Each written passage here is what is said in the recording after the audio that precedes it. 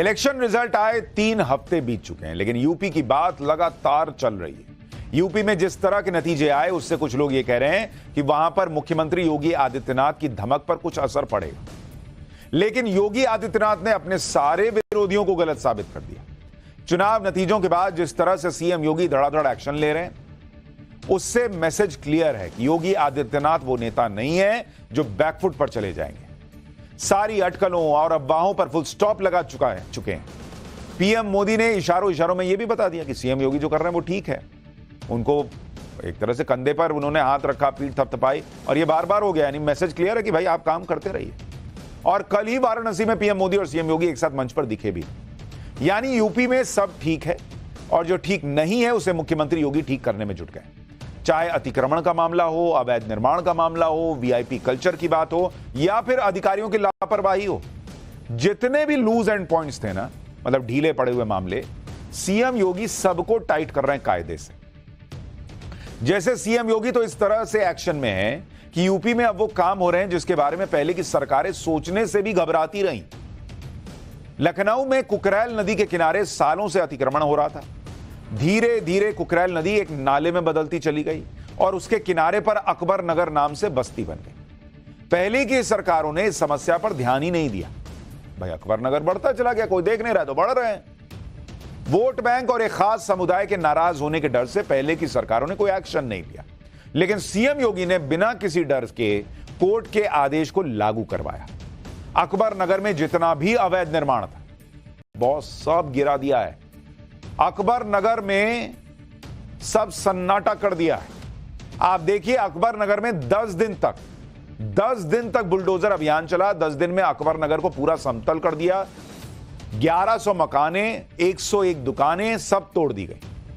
अकबर नगर में bulldozer action पर खूब हाय तौबा भी मचाई गई, राजनीति की गई। सीएम योगी पर आरोप लगाया गया कि मुसलमानों पर बुलडोजर चलवा रहे हैं। सीएम योगी इससे रुकने वाले हैं।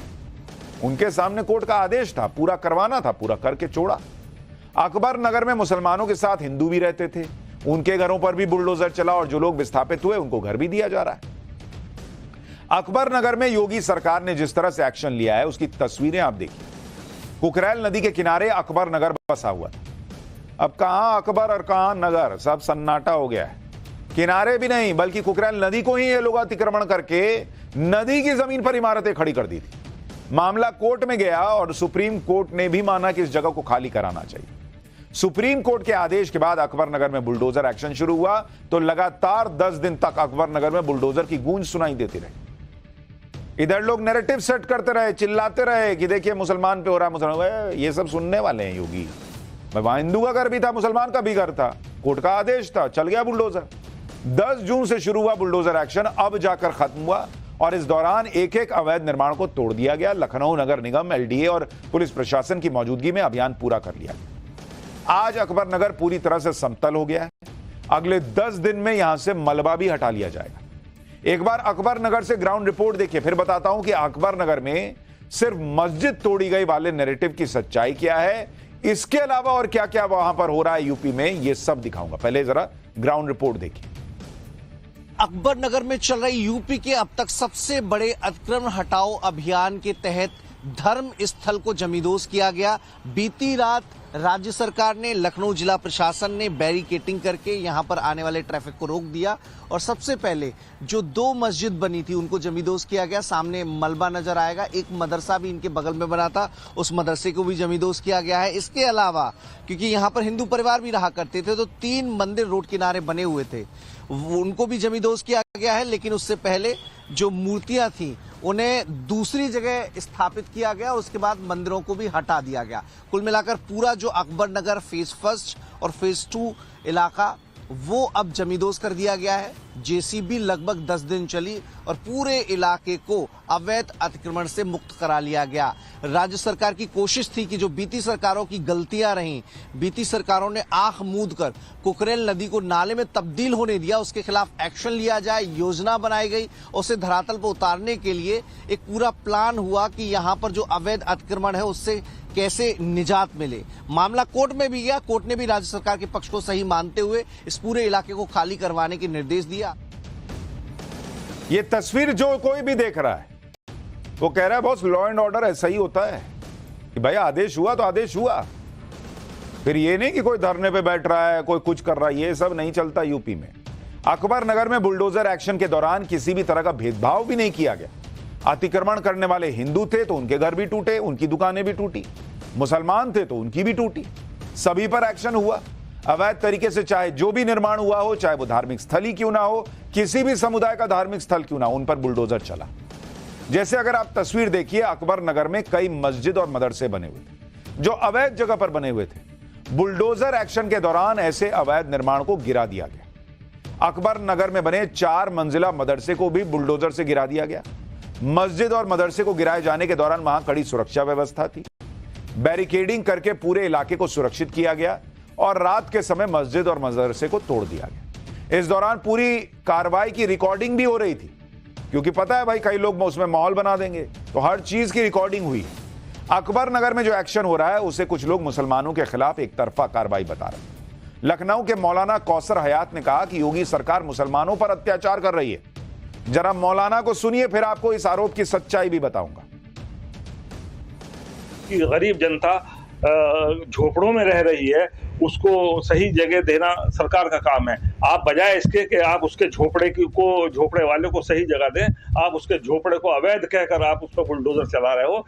ये काम पूरी दुनिया में शायद नहीं हुआ, पहली मर्तबा सिर्फ ये योगी जी कर रहे हैं कि वो बिल्कुल कतई तौर पर एकतरफा तौर पर कार्रवाई करके मुस्लिम दुश्मनी का मुजाहिरा कर रहे हैं, खुली मुस्लिम दुश्मनी के मुसलमानों से दुश्मनी कर रहे हैं, मुसलमानों को बर्बाद करने की कोशिश कर रहे हैं। और ये चीजें और जगह भी चलाने की वो कोशिश कर रहे हैं कि जहां जहां मुस्लिम आबादी है उनको अवैध कह दिया जाए। अवैध किसे कहते हैं? अवैध तो खुद उनका वजूद है। अब मौलाना जो बातें कह रहे हैं उसमें कई चीजें गलत कह रहे हैं। एक तो ये सुप्रीम कोर्ट ने कहा अवैध है, ऐसा नहीं कि योगी आदित्यनाथ ने कह दिया कि नहीं अवैध हटाओ। सुप्रीम कोर्ट ने भी अवैध कहा है, तब जाकर एक्शन हो रहा है। दूसरा, मुसलमानों से बदले की बात कहां से आई, जब हिंदुओं के घर पे भी एक्शन हुआ, उनकी दुकानों पर भी एक्शन हुआ।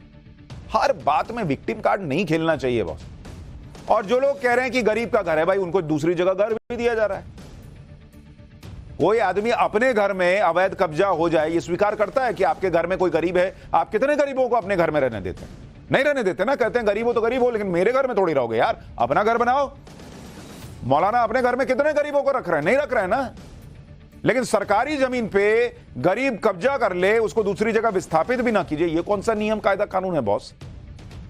मौलाना कौसर हयात जैसे लोग सिर्फ भड़काने के लिए इस तरह के बयान दे रहे हैं, क्योंकि अकबर नगर में यह नहीं देखा गया कि अवैध निर्माण किस समुदाय का है। अकबर नगर में मंदिर भी बने हुए थे, क्योंकि यहां मुसलमानों के साथ हिंदुओं की भी बड़ी आबादी रहती थी। मस्जिद के साथ साथ मंदिर भी तोड़े गए। अकबर नगर में जितने मंदिर थे उन्हें तोड़ दिया गया। मंदिर तोड़ने से पहले मूर्तियों को दूसरी जगह शिफ्ट किया गया और उसके बाद मंदिर को गिरा दिया गया। यानी अकबर नगर में बिना भेदभाव के बुलडोजर चला है। अगर मुसलमानों के मकान तोड़े गए तो हिंदुओं के भी मकान तोड़े गए। अगर मदरसे गिराए गए तो अवैध निर्माण से बने हिंदू धार्मिक स्थल भी तोड़े गए। अफसोस यह होता है मुझे कि इस देश में हर चीज में एक तो करने वाला गैरकानूनी काम कर रहा है, लेकिन जो कानून का पालन करवा रहा है उसको हर चीज को तराजू पे रख के दिखाना पड़ता है कि देखिए मस्जिद टूटी है तो मंदिर भी तोड़े। अच्छा फिर ठीक। क्यों भाई? अगर मान लीजिए वहां पर सिर्फ मंदिर होता और अवैध जमीन पे बना होता तो नहीं तोड़ना चाहिए था क्या? उसके लिए कोई मस्जिद ढूंढ के तोड़नी चाहिए थी। सेम मस्जिद पे अप्लाई होता। अगर अवैध जगह पे बनी है तो क्या एक हिंदू का मंदिर टूटेगा तभी जाकर वो बराबरी मानी जाएगी? नहीं तो फिर वो अत्याचार माना जाएगा। क्या हिसाब इस देश में चल रहा है भाई? आपको यह भी बताता हूं कि अकबर नगर में अवैध निर्माण को तोड़ने के बाद आगे क्या होगा। अकबर नगर में कुकरेल रिवर फ्रंट बनाया जाएगा, साबरमती रिवर फ्रंट की तरह इसे डेवलप किया जाएगा। यहां पर इको टूरिज्म हब तैयार होगा। देश का पहला नाइट सफारी बनाने का भी यहां पर प्लान है। नाइट सफारी में 54 प्रजाति के जानवर होंगे। नाइट सफारी में ट्रैम की भी सुविधा मिलेगी। लखनऊ जू को यहां पर शिफ्ट किया जा सकता है। आसपास के सारे तालाबों को जोड़ा जाएगा। नदी के किनारों पर अलग अलग थीम पर पार्क बनेंगे। कुकरेल रिवर फ्रंट में एडवेंचर एक्टिविटी भी होंगी। यानी कुल मिलाकर कुकरेल रिवर फ्रंट आने वाले समय में लखनऊ का सबसे हैपनिंग प्लेस होगा। यहां इको टूरिज्म का हब बनेगा और सबसे बड़ी बात यह कि कुकरेल नदी फिर से जीवित होगी तो इसका फायदा लखनऊ की ही गोमती नदी को भी मिलेगा। जरा एक रिपोर्ट देखिए, फिर आपको बताता हूं कि कन्नौज से लेकर काशी तक कहां और बुलडोजर चलने वाला। रिवर फ्रंट नाम से एक योजना बनाई गई है, नगर विकास विभाग उसको लीड करेगा और उसमें खूबसूरत तट होंगे, जो बाकी फैसिलिटी होती है पार्क वो होंगे, अच्छी लाइटें होंगी और इसमें शारदा कैनाल का पानी छोड़ा जाएगा जो सीधे जाकर गोमती नदी में मिल जाएगा। तो जो पुराना रूप था, पुराना आकार था, पुराना स्वरूप था, वो बहाल करने की कोशिश है। और अभी अगर आप देखेंगे इसे, देखिए अभी एकदम नदी को करीब 25 सालों से नाले में तब्दील हो गई है। पूरे शहर की जो गंदगी है वो इसी नदी में आती है और ये जो पानी है वो सीधे गोमती नदी में चला जाता है। तो गोमती नदी का जो रिवर फ्रंट योजना थी वो भी परवान नहीं चढ़ पा रही। अगर कुकरेल नदी में प्राण आ जाएंगे तो गोमती नदी भी अपने पुराने स्वरूप में बहाल हो सकेगी, लेकिन उसके लिए बहुत जरूरी था कि इस पूरे इलाके को खाली कराया जाए। पूरे इलाके को खाली करा लिया गया है और इस एक हफ्ते के भीतर पूरे जो इलाका है उसको समतल कर लिया जाएगा। ऐसा नहीं है कि सिर्फ अकबर नगर में ही अवैध अतिक्रमण हटाया जा रहा है। सीएम योगी का बुलडोजर हर जगह अवैध निर्माण पर चल रहा है। जैसे कन्नौज में भी बुलडोजर एक्शन हो रहा है। कन्नौज में national highway authority of India की जमीन पर अवैध कब्जा करके दुकानें बना दी गई। यहां से नेशनल हाईवे 34 गुजरता है। एनएचएआई ने दुकानों को खाली करने के लिए कहा। जिन लोगों की दुकानें थी उनको मुआवजा भी दिया, लेकिन लोगों ने अवैध कब्जा नहीं छोड़ा। इसके खिलाफ एनएचएआई ने हाईकोर्ट में याचिका दाखिल की। कोर्ट से एनएचएआई के पक्ष में फैसला आया और फैसला आने के साथ ही बुलडोजर एक्शन शुरू हो गया। 5 थानों की पुलिस के साथ अवैध कब्जे के खिलाफ कार्रवाई शुरू हुई। एक एक करके दुकानों को गिरा दिया गया। पूरी कार्रवाई की ड्रोन कैमरों से निगरानी की गई ताकि अगर कोई हंगामा करने की कोशिश करे तो उसे पकड़ा जा सके। कुल 12 दुकानों को बुलडोजर से गिराया गया है।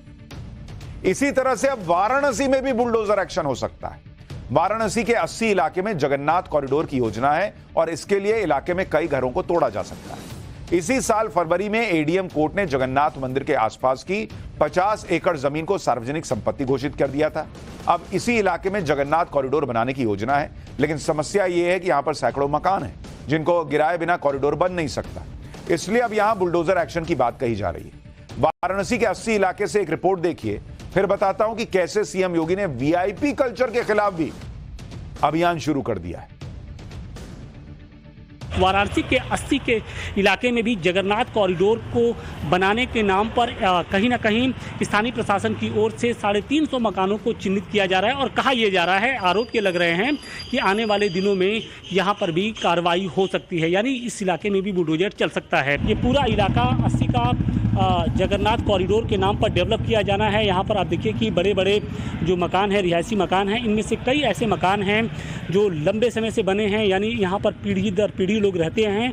इन लोगों का ये कहना है कि अब जगन्नाथ कॉरिडोर के नाम पर इनका आशियाना उजाड़ने की तैयारी की जा रही है और एसडीएम कोर्ट की ओर से बाकायदे एक फैसला भी दिया गया है जिसमें इस पूरी भूमि को सार्वजनिक भूमि घोषित किया गया है। सवाल इस बात का है कि आने वाले दिनों में क्या जगन्नाथ कॉरिडोर और 80 नदी के नाम पर इन जो स्थानीय लोग हैं, जो इन ये मकाने हैं, इनको जमींदोज किया जाएगा।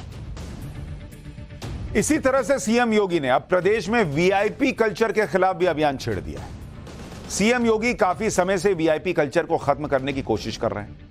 अब तो सीएम ने सख्त आदेश जारी कर दिया जिसका असर दिखने भी लगा है। बहराइच की ये तस्वीरें देखिए। यहां नायब तहसीलदार साहब प्राइवेट गाड़ी पर लाल बत्ती लगाकर रौब झाड़ते हुए जा रहे थे। ट्रैफिक इंस्पेक्टर ने नायब तहसीलदार की गाड़ी रोक दी कि रोकिए सर, फिर लाल बत्ती उतरवाई, 2500 रुपए का चालान काट दिया। यानी चाहे अधिकारी हो या आम आदमी, नियम सभी के लिए बराबर हैं। इसी तरह से देवरिया में भी वीआईपी कल्चर के खिलाफ अभियान चलाया गया। देवरिया में चेकिंग के दौरान पुलिस ने कांग्रेस नेता अखिलेश प्रताप सिंह की गाड़ी को रोक लिया। लोकसभा चुनाव में अखिलेश प्रताप सिंह देवरिया से चुनाव लड़े थे। उनकी गाड़ी पर हूटर लगा था जिसे पुलिस ने उतार दिया, लेकिन इस दौरान अखिलेश प्रताप सिंह पुलिस से ही उलझ पड़े। अखिलेश प्रताप सिंह काफी देर तक पुलिस से बहस करते रहे। पुलिस वालों से उनकी गाड़ी के कागज दिखाने की मांग करने लगे। जैसे अखिलेश प्रताप सिंह ये दिखाना चाह रहे थे कि कैसे हमारी गाड़ी को रोका और हूटर उतरवा दिया जी, चलो अपनी भी गाड़ी के पेपर दिखा। इसी वीआईपी कल्चर को योगी आदित्यनाथ उत्तर प्रदेश से खत्म करना चाहते हैं। दरअसल मुख्यमंत्री योगी आदित्यनाथ ने 13 जून को अधिकारियों के साथ बैठक में वीआईपी कल्चर खत्म करने को लेकर आदेश दिए।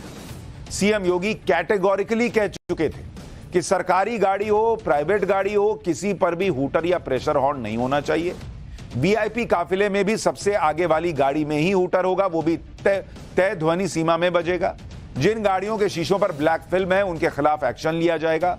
प्राइवेट गाड़ियों पर लाल या नीली बत्ती लगाने वालों पर भी एक्शन होगा। सीएम योगी के इस आदेश के बाद लखनऊ समेत कई शहरों में वीआईपी कल्चर के खिलाफ अभियान शुरू हो गया। लखनऊ में तो कई बीजेपी नेताओं के साथ साथ विपक्षी नेताओं की गाड़ियों से भी वोटर और ब्लैकमेल हटाए गए। यानी आदेश क्लियर है, चाहे कोई हो, किसी पार्टी का हो, सभी को नियमों के अनुसार ही चलना होगा बॉस। यानी मुख्यमंत्री योगी प्रशासन के स्तर पर फुल एक्टिव है, साथ ही आने वाले चुनावों के लिए तैयारी भी कर रहे हैं, क्योंकि यूपी में 10 सीटों पर अब उपचुनाव होने वाले हैं। इनमें से 9 विधानसभा सीटों पर जो मौजूदा विधायक थे अब वो सांसद बन गए, इसलिए वहां उपचुनाव होगा। जबकि कानपुर की सीसामऊ सीट से समाजवादी पार्टी के विधायक इरफान सोलंकी को 7 साल की सजा हो गई। अब आप ये देखिए कि इन सीटों पर फिलहाल क्या समीकरण है, कौन मजबूत है, कौन कमजोर है और क्या हो सकता है। जैसे गाजियाबाद की सीट है विधानसभा की, यहां से विधायक अतुल गर्ग अब गाजियाबाद के सांसद बन गए, तो यह सीट खाली हो गई। अपनी विधानसभा सीट पर अतुल गर्ग करीब 70,000 वोट से आगे थे। फूलपुर विधानसभा सीट से बीजेपी विधायक प्रवीण पटेल सांसद बन गए, लेकिन प्रवीण पटेल अपनी ही विधानसभा में 18,000 वोट से पीछे चल रहे थे। मिल्कीपुर विधानसभा सीट से सपा विधायक अवधेश प्रसाद अब फैजाबाद से सांसद बन गए। अवधेश प्रसाद को अपनी विधानसभा सीट पर बढ़त मिली हुई। करहल विधानसभा सीट से अखिलेश यादव विधायक थे, जो अब कन्नौज से सांसद बन गए। लोकसभा चुनाव में यहां से समाजवादी पार्टी को तगड़ी बढ़त मिली। कुंदरकी विधानसभा सीट से सपा के जियाउर रहमान बर्क विधायक थे, जो अब संभल से सांसद हैं। कुंदरकी में समाजवादी पार्टी 60,000 वोट से आगे थी। मझवा विधानसभा सीट निषाद पार्टी के विनोद बिंद विधायक थे, जो अब भदोही से सांसद हैं। मझवा विधानसभा में बीजेपी के सहयोगी अपना दल को बढ़त मिली हुई। मीरापुर विधानसभा सीट से आरएलडी के चंदन चौहान विधायक थे, जो अब बिजनौर से सांसद हो गए। लोकसभा चुनाव के दौरान ये जो मीरापुर का इलाका है, यहां आरएलडी को बढ़त मिली हुई थी। कटेहरी विधानसभा सीट सपा के लालजी वर्मा विधायक थे, जो अब सांसद हो गए। कटेहरी में लालजी वर्मा को 17,000 वोट की लीड मिली हुई।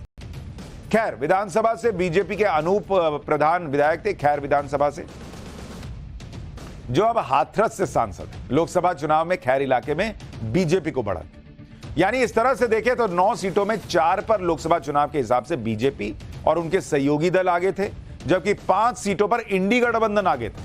इस हिसाब से बीजेपी के लिए अब चैलेंज यूपी में बढ़ गया है कि वो अखिलेश यादव और उनके चुनावी समीकरण का काट कैसे निकालेगी और उपचुनाव में क्या उसका पासा पलटेगा या नहीं। इधर अखिलेश यादव भी तैयारी में लगे हुए हैं। लोकसभा चुनाव में अखिलेश यादव ने पिछड़े दलित और अल्पसंख्यकों को यानी पीडीए का मुद्दा उठाया था और उनको कामयाबी भी मिली। अखिलेश यादव अब पीडीए पॉलिटिक्स को यूपी में एकदम ग्राउंड लेवल पर उतारने की प्लानिंग कर रहे हैं और इसकी शुरुआत विधानसभा में नेता प्रतिपक्ष के पद से कर सकते हैं। अखिलेश के इस्तीफे के बाद नेता प्रतिपक्ष का पद खाली है। चर्चा है कि अखिलेश किसी अति पिछड़े या फिर दलित को नेता प्रतिपक्ष बना सकते हैं। इसके अलावा अखिलेश की योजना है कि यूपी के हर जिले में पीडीए पंचायत लगाई जाए, पीडीए में आने वाली जातियों को एकजुट किया जाए, पीडीए को उनके अधिकारों के बारे में बताया जाए, उपचुनाव में भी पीडीए के तहत प्रत्याशी चुने जाएं। अखिलेश ने पीडीए के फॉर्मूले के तहत लोकसभा चुनाव में 17 दलित और 30 ओबीसी कैंडिडेट्स को टिकट दिया था, जिसमें से 20 ओबीसी और 8 दलित जीत भी गए। अखिलेश ने 5 यादव और 4 मुसलमानों को टिकट दिया था और ये सभी लोग जीत गए। इस तरह से पीडीए फॉर्मूला लगाकर अखिलेश ने यूपी में 37 सीटें जीती। तो भाई जब रिजल्ट आया है तो उसको क्यों छोड़ेंगे उस फॉर्मूले को। तो अखिलेश यादव उसको और ग्राउंड पर मजबूत करने में लग गए। लोकसभा चुनाव में यूपी की 37 सीटों पर जीत हासिल करने के बाद अब अखिलेश यादव कॉन्फिडेंट भी दिख रहे हैं। समाजवादी पार्टी के बागी विधायकों पर एक्शन की भी तैयारी चल रही है। इसी साल फरवरी में राज्यसभा चुनाव के दौरान सपा के 6 विधायकों ने क्रॉस वोटिंग की थी। अब इन विधायकों की सदस्यता खत्म करने के लिए विधानसभा स्पीकर से डिमांड की जा सकती है। ये विधायक थे रायबरेली की ऊंचाहार विधानसभा सीट से मनोज पांडे, अंबेडकर नगर की जलालपुर विधानसभा सीट से राकेश पांडे, अयोध्या की गोसाईगंज विधानसभा सीट से अभय सिंह, अमेठी की गौरीगंज विधानसभा सीट से राकेश प्रताप सिंह, जालौन की कालपी विधानसभा सीट से विनोद चतुर्वेदी और कौशाम्बी की चायल विधानसभा सीट से पूजा पाल चायल। अब अगर इन सभी विधायकों की सदस्यता जाती है तो इन सभी सीटों पर भी उपचुनाव होंगे। अखिलेश यादव जल्दी ही इन सभी के खिलाफ कार्रवाई कर सकते हैं। अखिलेश यादव पहले ही कह चुके हैं कि जनता इन सभी विधायकों का हिसाब करेगी। यानी यूपी में अभी बहुत हलचल हो रही है, बहुत हलचल होने वाली है और यूपी की पॉलिटिक्स जबरदस्त मोड़ ले चुकी है। लेकिन अब जरा इंटरनेशनल पॉलिटिक्स की भी बात करते हैं। पाठशाला में अब अगली क्लास। खालिस्तानियों के समर्थक कनाडा को भारत का ऐसा जवाब कि उसने सोचा भी नहीं होगा। खालिस्तानियों का साथ देते कनाडा, अमेरिका जैसे देशों से मोदी इस कार्यकाल में कैसे निपटेंगे, अब जरा इसका जानें।